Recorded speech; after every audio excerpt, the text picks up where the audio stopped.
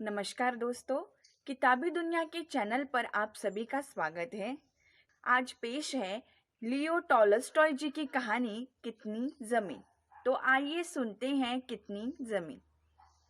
दो बहनें थीं। बड़ी का कस्बे में एक सौदागर से विवाह हुआ था। छोटी देहात में किसान के घर ब्याही थी। बड़ी का अपनी छोटी बहन के यहाँ आना हुआ। निबटकर दोनों जनी बैठी तो बातों का सूत चल पड़ा। बड़ी अपने शहर के जीवन की तारीफ करने लगी। देखो कैसे आराम से रहते हैं हम। फैंसी कपड़े, ठाट के सामान, स्वाद स्वाद के खाने पीने की चीजें, और फिर तमाशे, थिएटर, बाग बगीचे।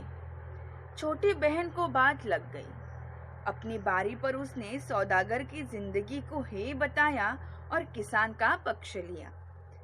मैं तो अपनी जिंदगी का तुम्हारे साथ अदला बदला कभी न करूं। हम सीधे साधे और रुखे से रहते हैं तो क्या, चिंता फिकर से तो छूटे हैं। तुम लोग सजी धजी रहती हो, तुम्हारे यहाँ आमदनी बहुत है, लेकिन एक रोज वह सब हवा भी हो सकता है। जीजी, कहावत है ही, हानि लाभ दोई जुड़वा भाई। अक्सर होता है कि आज तो अमीर है, कल वही टुकड़े के मोहताज बने। पर हमारे गांव के जीवन में यह जोखिम नहीं। किसानी जिंदगी फुली और चिकनी नहीं दिखती तो क्या। उम्र लंबी होती है और मेहनत से तंदुरुस्ती भी बनी रहती है। हम मालदार ना कहलाएंगे, लेकिन हमारे पास खाने की भी कमी न होगी। बड़ी बहन ने ताने से कहा, बस बस, पेट तो बैल और कुत्ते का भी भरता है, पर वह भी कोई जिंदगी है। तुम्हें जीवन के आराम, अदब और आनंद का क्या पता है। तुम्हारा मर्द जितनी चाहे मेहनत करे, जिस हालात में तुम जीते हो उसी में तुम मरोगे।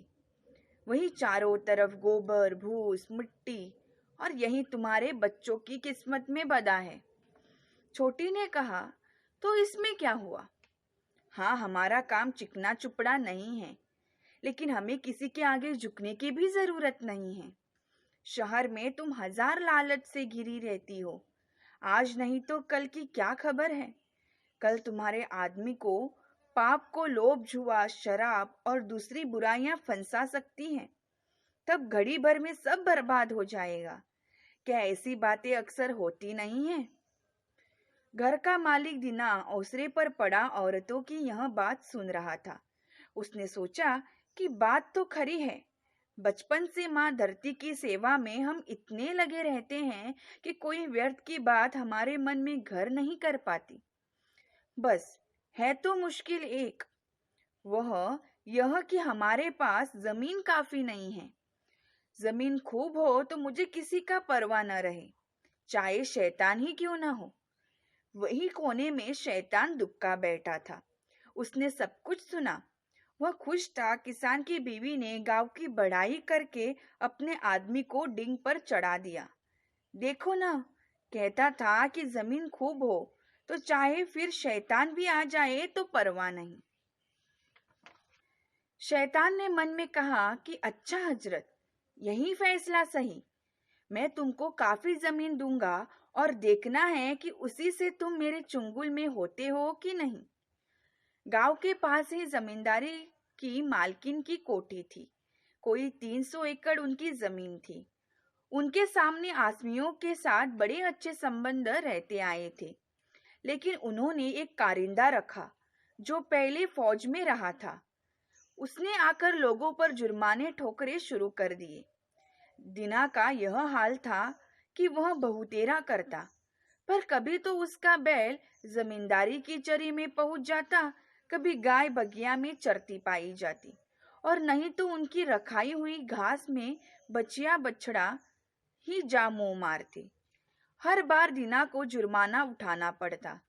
जुर्माना तो वह देता, पर बेमन से।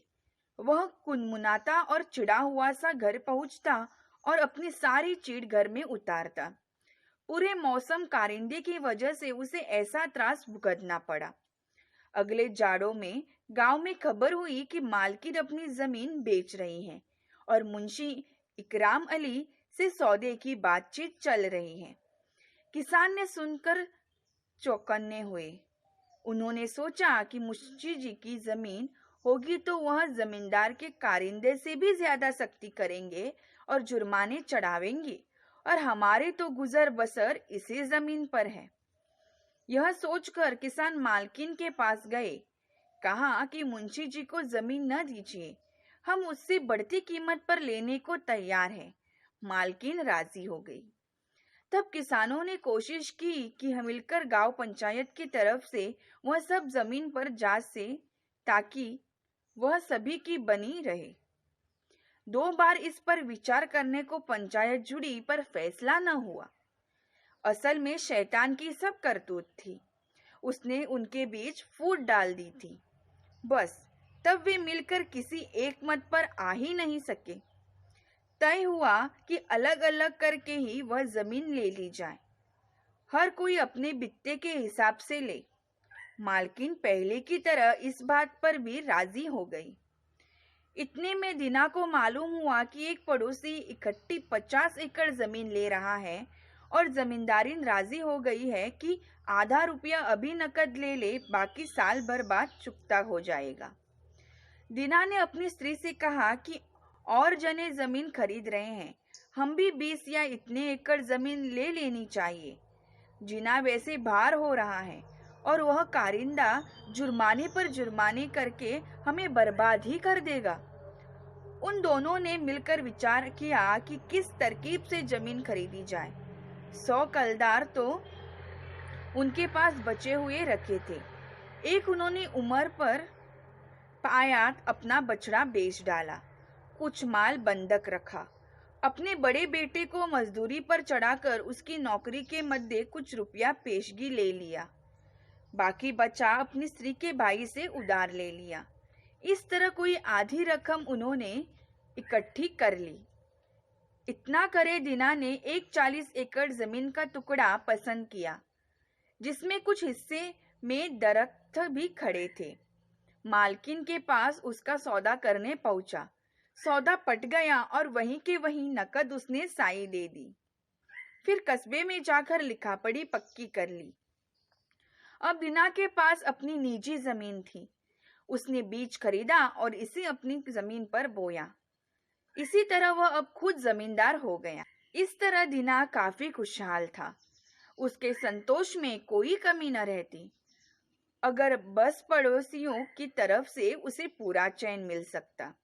कभी कभी उसे खेतों पर पड़ोसियों के मवेशी आचरते। दीना ने बहुत विनय के साथ समझाया, लेकिन कुछ फर्क नहीं हुआ। उसके बाद और तो और छोकरे गांव की गायों को दिन दहाड़े उसकी जमीन में छोड़ देने लगे। रात को बैल खेतों का नुकसान करते।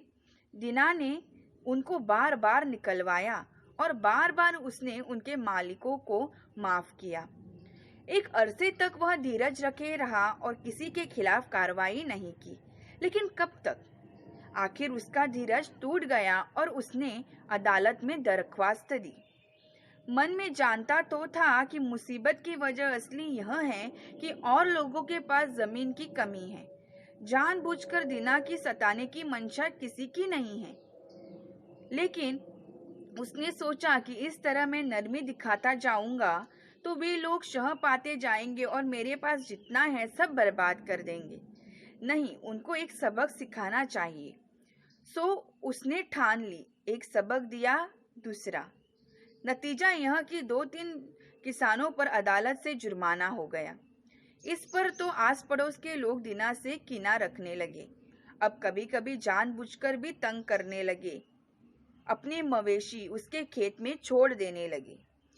एक आदमी गया और उसे जरूरत अगर घर में ईंधन की थी तो उसने रात में जाकर 7 पूरे शीशम के दरख्त काट गिराए।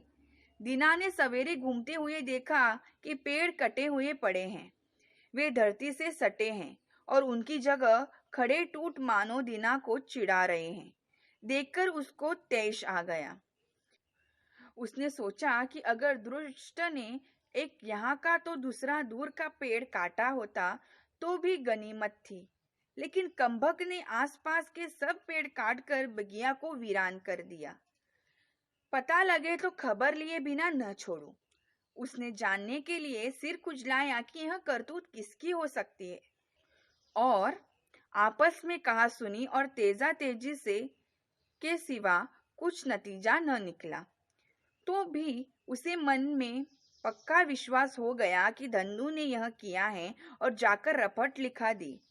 धन्नू की पेशी हुई, मामला चला, एक अदालत से दूसरी अदालत हुई। आखिर में धन्नू की बरी हो गई, क्योंकि कोई सबूत और गवाही नहीं थे। दीना इस बात पर और भी झल्ला उठा और अपना गुस्सा मैजिस्ट्रेट पर उतारने लगा। इसी तरह दीना का अपने पड़ोसियों और अफसरों से मनमुटाव होने लगा। यहाँ तक कि उसे घर में भी आग लगाने की बातें सुनी जाने लगी। हालांकि दीना के पास अब जमीन ज्यादा थी और जमींदारों में उसकी गिनती थी, पर गांव में और पेचों में पहला सा उसका मान न रह गया था। इसी बीच अफवाह उड़ी कि कुछ लोग गांव छोड़कर कहीं जा रहे हैं। दीना ने सोचा कि मुझे तो अपनी जमीन छोड़ने की जरूरत है ही नहीं, लेकिन और कुछ लोग अगर गांव छोड़ेंगे तो चलो, गांव में भीड़ ही कम होगी। मैं उनकी जमीन खुद ले लूंगा, तब ज्यादा ठीक रहेगा। अब तो जमीन की कुछ तंगी मालूम होती है। एक दिन दीना घर के ओसरे में बैठा हुआ था कि एक परदेसी सा किसान उधर से गुजरता हुआ उसके घर उतरा। वह वहां रात भर ठहरा और खाना भी वही खाया। दीना ने उससे बातचीत की। भाई, कहाँ से आ रहे हो? उसने कहा, दरिया सतलज के पास से आ रहा हूँ, वहाँ बहुत काम है। फिर एक मैं से दूसरी बात निकली और आदमी ने बताया कि उस तरफ नई बस्ती बस रही है। उसे अपने गांव के कई लोग वहां पहुंचे हैं। वे सोसाइटी में शामिल हो गए हैं और हर एक को 20 एकड़ जमीन मुफ्त मिली है। जमीन ऐसी उम्दा है कि उस पर गेहूं की पहली फसल जो हुई तो आदमी से ऊंची ऊंची बालें गई, और इतनी घनी कि दरांत के एक काट में एक पुला बन जाए। एक आदमी के पास खाने को दाने न थे, खाली हाथ वहां पहुंचा। अब उसके पास 2 गायें, 6 बैल और भरा खलियान अलग। दीना के मन में भी अभिलाषा पैदा हुई। उसने सोचा कि मैं यहाँ तंग संकरी सी जगह में पड़ा क्या कर रहा हूँ, जबकि दूसरी जगह मौका खुला पड़ा है। यहाँ की जमीन घर बार बेच बाच कर नकदी बना वहीं क्यों न पहुंचूं और नए सिरे से शुरू करके देखूं। यहाँ लोगों की गिचपिट हुई जाती है, उससे दिक्कत होती है और तरक्की रुकती है, लेकिन पहले खुद जाकर मालूम कर आना चाहिए कि क्या बात है। सो बरसात के बाद तैयारी करे वह चल दिया। पहले रेल में गया, फिर सैकड़ों मील बैलगाड़ी पर और पैदल सफर करता हुआ सतलज के पार वाली जगह पर पहुंचा। वहां देखा कि जो उस आदमी ने कहा था सब सच है। सबके पास खूब जमीन है, हर एक को सरकार की तरफ से 20-20 एकड़ जमीन मिली हुई है, या जो चाहे खरीद सकता है। और खूबी यह कि कौड़ियों के मोल जितने चाहे जमीन और भी ले सकता है।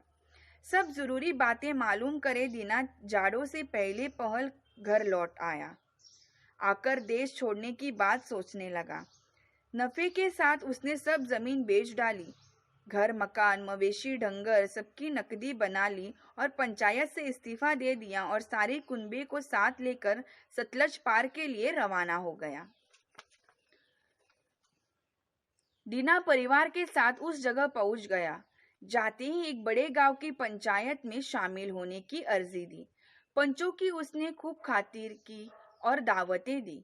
जमीन का पट्टा उसे सहज मिल गया। मिली जुली जमीन से उसे और उसके बाल बच्चों के इस्तेमाल के लिए 5 हिस्से यानी 100 एकड़ जमीन उसको दे दी गई। वह सब इकट्ठी नहीं थी, कई जगह टुकड़े थे। अलावा इसके पंचायती चरागाह भी उसके लिए खुलवा कर दिया गया। दीना ने जरूरी इमारतें अपने लिए खड़ी की और मवेशी खरीद लिए। शामला जमीन में से ही अब उसको इतना मिल गया था कि पहले से तिगुनी और जमीन उपजाऊ थी। वह पहले से कई गुना खुशहाल हो गया। उस पास चाराई के लिए खुला मैदान का मैदान पड़ा था और जितने चाहे वह ढोर रख सकता था।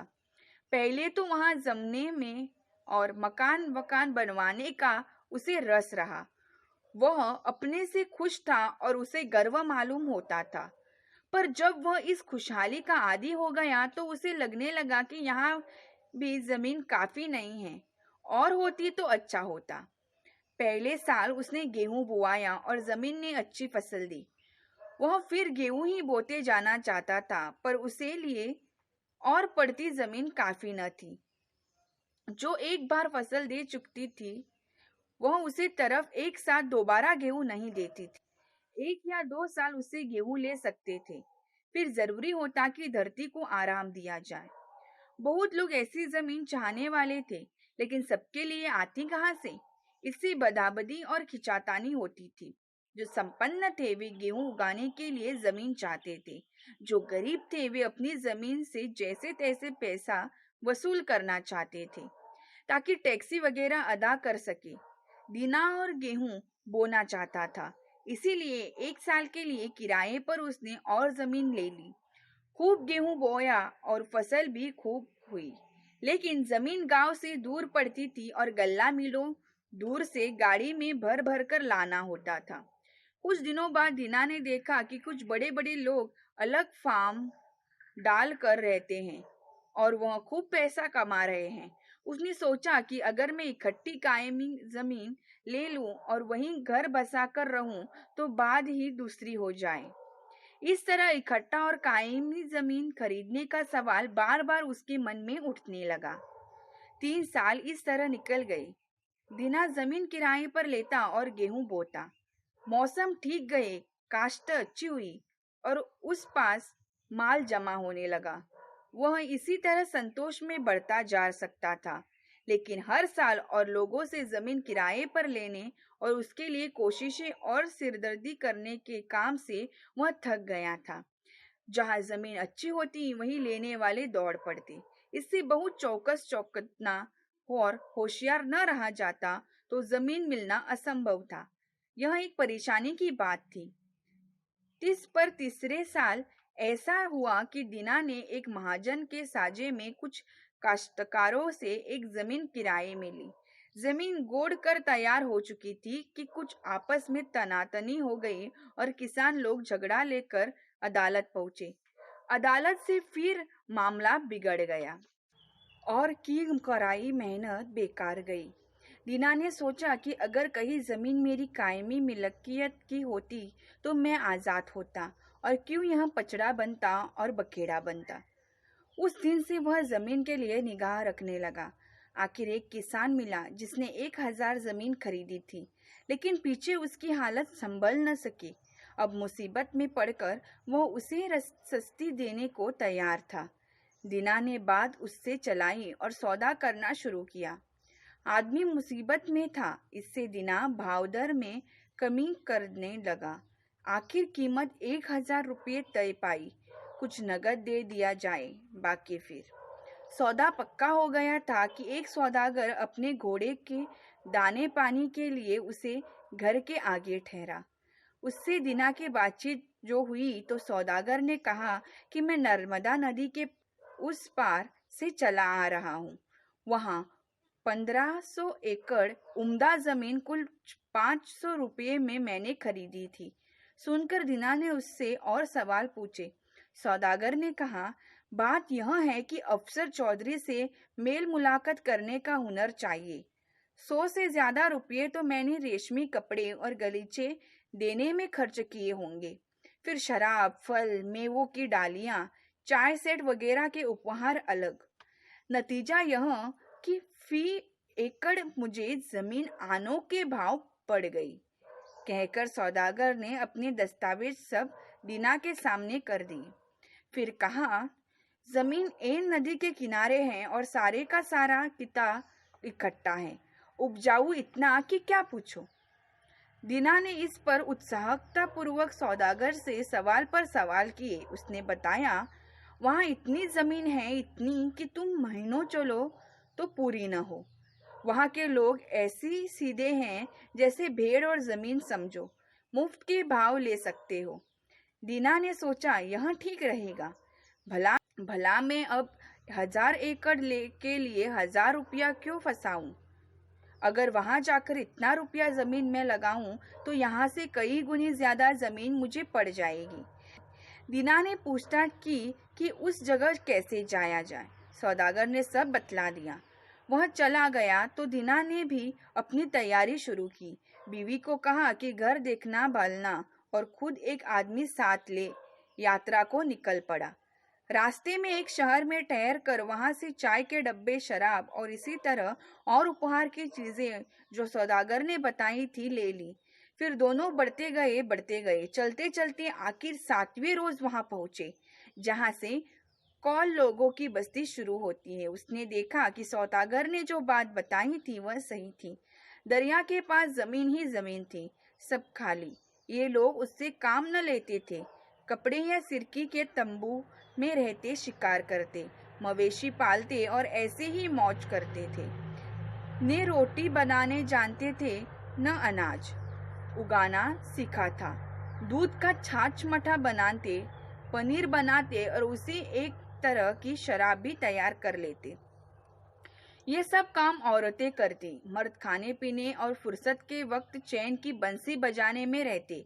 वे लोग मजबूत और स्वस्थ थे और काम धाम के नाम बिना कुछ किए मगन रहते थे। अपने से बाहर उन्हें कुछ पता न था।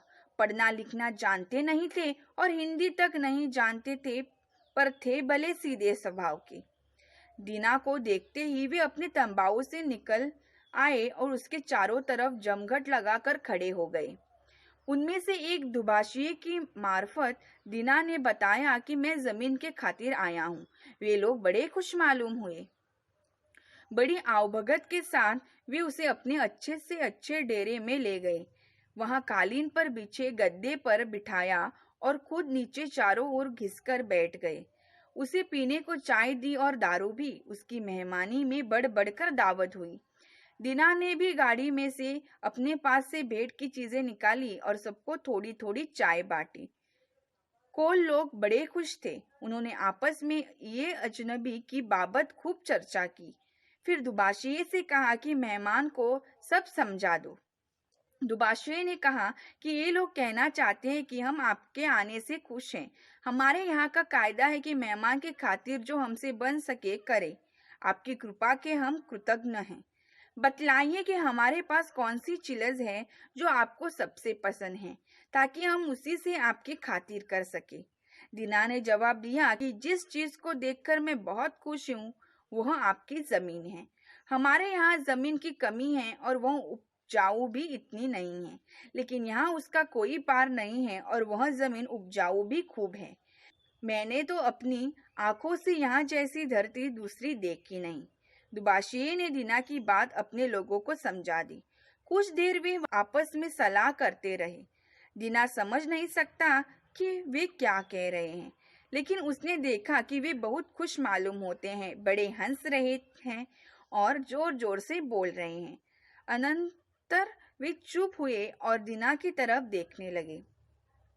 फिर आपस में बात करने लगे।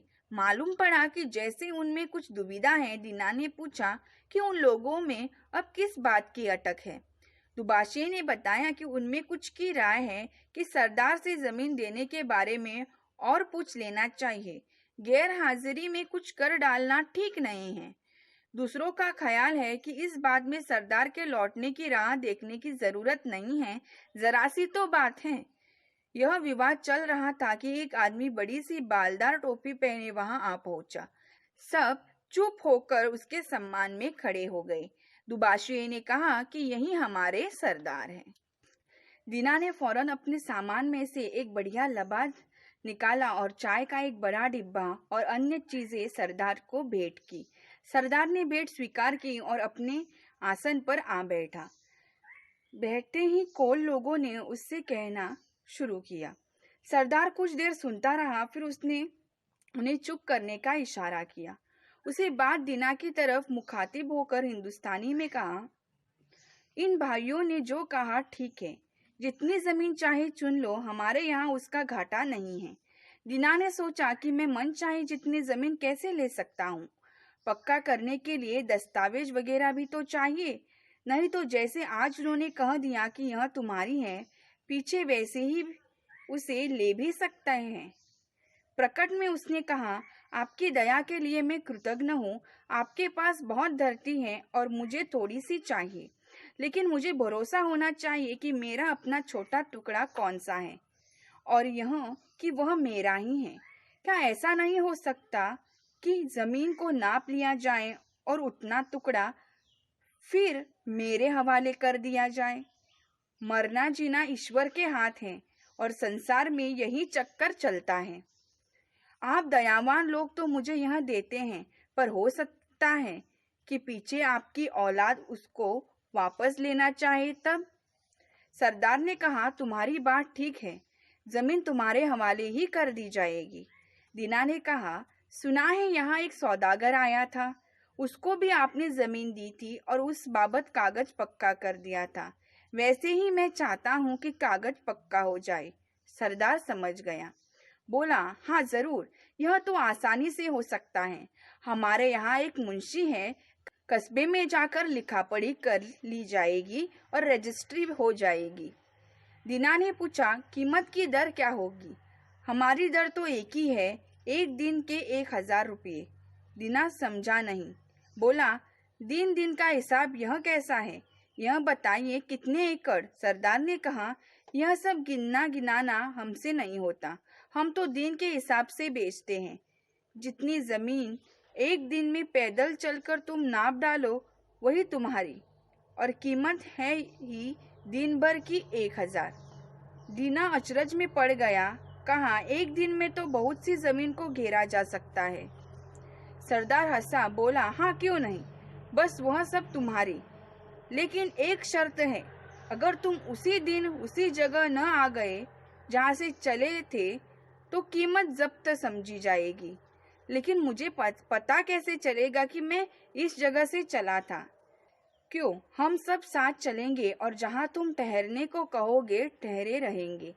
उस जगह से शुरू करना और वही लौट आना। साथ फावड़ा ले लेना, जहाँ जरूरी समझा निशान लगा दिया। हर मोड़ पर एक गड्ढा किया और उस पर घास को जरा ऊंचा चीन लिया। पीछे फिर हम लोग चलेंगे और हल से इस निशान से उस निशान तक हदबंदी खींच देंगे। अब दिन भर में जितना चाहो बड़े से बड़े चक्कर तुम लगा सकते हो, पर सूरज छिपने से पहले जहाँ से चले थे वहाँ आ पहुँचना। कितनी जमीन तुम इस तरह नाप लोगे वह तुम्हारी हो जाएगी। दीना खुश हुआ। तय हुआ कि अगले सवेरे ही चलना शुरू कर दिया जाएगा। फिर कुछ गपशप हुई, खाना पीना हुआ। ऐसे ही करते कराते रात हो गई। दीना के लिए उन्होंने खूब आराम का पूरा बंदोबस्त कर दिया था और वे लोग रात भर के लिए विदा हो गए। कह गए कि पौ फटने से पहले ही वे आ जाएंगे, ताकि सूरज निकलने से पहले पहले मुकाम पर पहुंचा जाए। दीना अपने परों के बिस्तरे पर लेटा तो रहा, पर उसे नींद नहीं आई। रह रहकर वह जमीन के बारे में सोचने लगता था। चलकर मैं कितनी जमीन नाप डालूं, कुछ ठिकाना है? एक दिन में 35 मील तो आसानी से कर ही लूंगा। दिन आजकल लंबे होते हैं और 35 मील कितनी जमीन उसमें आ जाएगी? उसमें से घटिया वाली तो बेच दूंगा या किराए पर उठा लूंगा, लेकिन जो चुनी हुई बढ़िया होगी वहां अपना फार्म बनाऊंगा। 2 डजन 2 बैल फिलहाल काफी होंगे, 2 आदमी भी रखने होंगे। कोई 150 एकड़ में तो काश्त करूंगा, बाकी चराई के लिए। दीना रात भर पड़ा जमीन आसमान के कुलाबे मिलाता रहा। देर रात कोई थोड़ी नींद आई। आंख झपी होगी, किसी के बाहर से खिलखिलाकर हंसने की आवाज उसके कानों में आई। अचरज हुआ कि यह कौन हो सकता है। उठकर बाहर आकर देखा कि को लोगों का वह सरदार ही बाहर बैठा जोर जोर से हंस रहा है। हंसी के मारे अपना पेट पकड़ रहा है। पास जाकर दीना ने पूछना चाहा, आप ऐसे हंस क्यों रहे हैं? लेकिन अभी पूछ पाया नहीं था कि देखता क्या है कि वहां सरदार तो है ही नहीं, बल्कि वह सौदागर बैठा है जो अभी कुछ दिन पहले उससे अपने देश में मिला था और जिसने इस जमीन की बात बताई थी। तब दीना उससे पूछने को हुआ कि यहाँ तुम कैसे हो और कब आए, लेकिन देखा तो वह सौदागर भी नहीं बल्कि वह पुराना किसान है जिसने मुद्दत हुई तब सतलज पार की जमीन का पता दिया था। लेकिन फिर जो देखता है तो वह किसान भी नहीं है, बल्कि खुद शैतान है, जिसके खुर है और सींग है। वही वहां बैठा ठट्ठा मारकर हंस रहा है। सामने उसके एक आदमी पड़ा हुआ है, नंगे पैर, बदन पर सिर्फ कुर्ता और धोती। और वह आदमी औधे मुंह बेहाल पड़ा है। दीना ने सपने में ही ध्यान से देखा कि ऐसा पड़ा हुआ आदमी कौन है और कैसा। देखता क्या है कि वह आदमी दूसरा कोई नहीं, खुद दीना ही है, और उसकी जान निकल चुकी है। यह देखकर मारे डर के वह घबरा गया। इतनी में उसी की आंख खुल गई। उठकर सोचा कि सपने में आदमी जाने क्या क्या वाहियात बातें देख जाता है। हं, यह सोचकर मुंह मुंह दरवाजे के बाहर झांककर जो देखा तो सवेरा होने वाला था। सोचा समय हो गया, उन्हें अब जगा देना चाहिए। चलने में देर ठीक नहीं। वह खड़ा हो गया और गाड़ी में सोते हुए अपने आदमी को जगाया। कहा कि गाड़ी तैयार करो, खुद को लोगों को बुलाने चल दिया। जाकर कहा सवेरा हो गया है, जमीन नापने चल पड़ना चाहिए। कोल लोग सब उठे और इकट्ठे हुए। सरदार भी आ गए। चलने से पहले उन्होंने चाय की तैयारी की और दीना को चाय के लिए पूछा, लेकिन चाय में देर होने का ख्याल कर उसने कहा अगर जाना है तो हमको चल देना चाहिए, वक्त बहुत हो गया। कॉल तैयार हुए और सब चल पड़े, कुछ घोड़े पर कुछ गाड़ी में। दीना नौकर के साथ अपनी छोटी बैली में सवार था। फावड़ा उसने साथ रख लिया था। खुले मैदान में जब पहुंचे तड़का फूट ही रहा था। पास एक ऊंची टेकड़ी थी, पार खुला बिछा मैदान। टेकड़ी पर पहुंचकर गाड़ी घोड़ों से सब उतर आए और एक जगह जमा हुए। सरदार ने फिर आगे जाने कितनी दूर तक फैले मैदान की तरफ हाथ उठाकर दीना से कहा कि देखते हो, जहां तक यह सब आग जाती है वहां तक हम लोगों की जमीन है, उसमें जितनी तुम चाहो ले लो। दीना की आंखें चमक उठी। धरती एकदम अछूती पड़ी थी, हथेली की तरह हमवार और मुलायम, काली ऐसी की बिनौला, और जहाँ कहीं जरा निचान था वहाँ छाती छाती जितनी तरह तरह की हरियाली छाई थी। सरदार ने अपने सिर की रोएदार टोपी उतारी और धरती पर रख दी। कहा यह निशान रहा, यहाँ से चलो और यहाँ आ जाओ। जितनी जमीन चलोगे वही तुम्हारी। दीना ने भी रुपये निकाले और टोपी बिक कर रख दिए। फिर उसने पहना हुआ अपना कोट उतारा और धोती को कस लिया। अगोचे में रोटी रखी, आस्तीनों चढ़ाई, पानी का बंदोबस्त किया, आदमी से फावड़ा लिया और चलने को तैयार खड़ा हो गया। कुछ क्षण सोचता रहा कि किस तरफ को चलना बेहतर होगा। सभी तरफ का लालच था। उसने तय किया कि आगे देखा जाए, पहले तो सामने सूरज की तरफ ही चला लूं। एक बार पूरब की ओर मुंह करके खड़ा हो गया। अंगड़ाई लेकर बदन की सुस्ती हटाई और धरती के किनारे सूरज के मुंह चमकाने का इंतजार करने लगा। सोचने लगा कि मुझे वक्त नहीं खोना चाहिए और ठंड ठंड में रास्ता अच्छा पार हो सकता है। सूरज की पहली किरण का उनकी ओर आना था कि दीना कंधे पर फावड़ा संभाल खुले मैदान में कदम बढ़ाकर चल दिया। शुरू में वह न धीमे चला न तेज। 1001 गज चलने पर वह ठहरा। वहां एक गड्ढा किया और घास ऊंची छीन दी कि आसानी से दिख सके। फिर आगे बढ़ा। उसे बढ़ने में फुर्ती आ गई। उसने चाल तेज कर दी। कुछ देर बाद दूसरा गड्ढा खोदा। अब पीछे मुड़कर देखा, सूरज की धूप में टेकड़ी साफ दिखती थी। उस पर आदमी खड़े थे और गाड़ी के पहियों के आरे तक चमकते दिखते थे। अंदाजन 3 मील तो वह आ गया होगा। धूप में ताप आता जाता था। कुर्ते पर से बास्कट उतार कर उसने कंधे पर डाल ली और फिर चल पड़ा। अब खासी गर्मी होने लगी। उसने सूरज की तरफ देखा। वक्त हो गया था कि कुछ खाने पीने की भी सोची जाती। एक पहर तो बीत गया, लेकिन दिन में 4 पहर होते हैं। अभी जल्दी है, लेकिन जूते उतार डालूं। यह सोच उसने जूते उतार कर अपनी धोती में खोस लिए और बढ़ा चला। अब चलना आसान था। सोचा अभी 3-1 मील तो और भी चला चलूं, तब दूसरी दिशा लूंगा। कैसी उम्दा जगह है, इसे हाथ से जाने देना हिमाकत है। लेकिन क्या अजब बात है कि जितना आगे बढ़ो उतनी जमीन एक से एक बढ़कर मिलती है।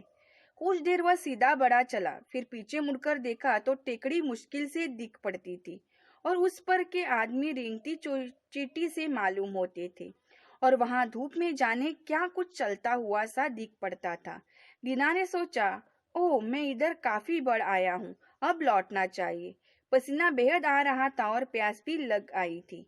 यहाँ ठहकर उसने गड्ढा किया, ऊपर घास को ढेर चीन दिया, उसके बाद पानी पीकर सीधा बाई तरफ मुड़ गया। चलता चला गया। घास ऊंची थी और गर्मी बढ़ रही थी। वह थकने लगा। उसने सूरज की तरफ देखा, सिर पर दोपहर हो आई थी। सोचा अब जरा आराम कर लेना चाहिए। वो बैठा गया, रोटी निकालकर खाई और कुछ पानी पिया। लेटा नहीं कि कहीं नींद न आ जाए। इस तरह कुछ देर बैठ फिर आगे बढ़ चला। पहले तो चलना आसान हुआ, खाने से उसमें दम आ गया था, लेकिन गर्मी तीखी हो चली और आंखों में उसके ऊँघ सी आने लगी। तो भी वह चलता ही चला गया। सोचा कि तकलीफ घड़ी दो घड़ी की है, आराम जिंदगी भर का हो जाएगा। इस तरह भी उसने काफी लंबा राह नापी। वह आगे मुड़ने वाला ही था कि आगे जमीन उपजाऊ दिखाई दी। उसने सोचा कि इस टुकड़े को छोड़ना तो मूर्खता होगी। यहाँ सनी की बाड़ी ऐसी उगेगी कि क्या कहना। यह सोच उसने उस टुकड़े को भी नाप डाला और पार आकर गड्ढे का निशान बना दिया।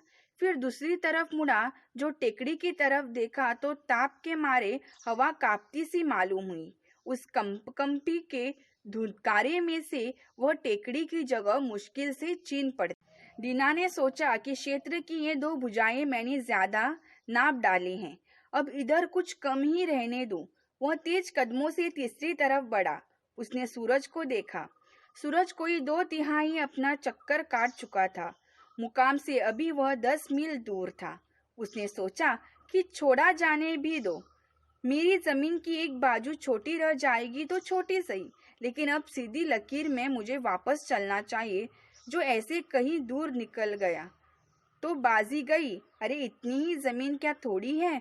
यह सोच दीना ने वहां तीसरे गड्ढे का निशान डाल दिया और टेकड़ी की तरफ मुंह कर ठीक उसी सीध में चल दिया। नाक की सीध बांधकर सवह टेकड़ी की तरह चला, लेकिन अब चलती मुश्किल होती थी।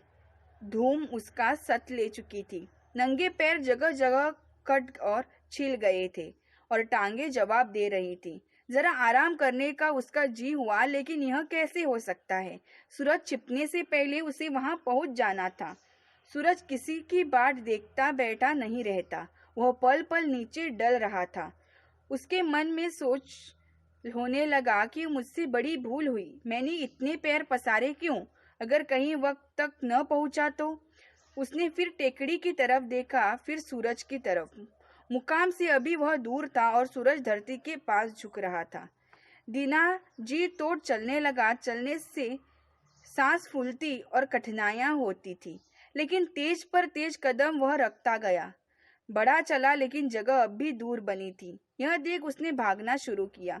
कंधे से वास्कट फेंक दी, जूते दूर हटाए, टोपी अलग की। बस साथ में निशान लगाने के लिए वह हल्का फावड़ा रहने दिया। रह रहकर सोचा होता कि मैं क्या करूं। मैंने बिसात से बाहर चीज हथियानी चाहिए। उसमें बना काम बिगड़ा जा रहा है। अब सूरज छिपने से पहले मैं वहां कैसे पहुंचूंगा? इस सोच और डर के कारण वह और हांफने लगा। वह पसीना पसीना हो रहा था।